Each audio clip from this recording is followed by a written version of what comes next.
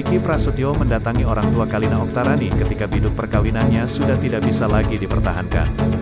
Vicky Prasetyo menceritakan kisruh pernikahannya bersama Kalina Oktarani di depan EN Wardana. EN Wardana adalah ibu Kalina Oktarani.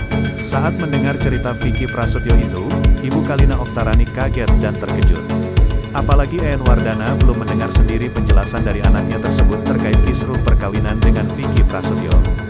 Menurut EN Wardana, berdasarkan cerita Vicky Prasetyo, Kalina Oktarani minta untuk mengakhiri pernikahan dan bercerai. Vicky pernah bilang sama saya kalau Rani, sapaan Kalina Oktarani, minta cerai, kata EN Wardana kepada wartawan di rumahnya, kawasan Ciputat, Tangerang Selatan, Sabtu, tanggal 26 Februari tahun 2022. EN Wardana tidak pernah mendengar cerita terkait kisruh pernikahan Kalina Oktarani dan Vicky Prasetyo. Bagaimana mau cerita?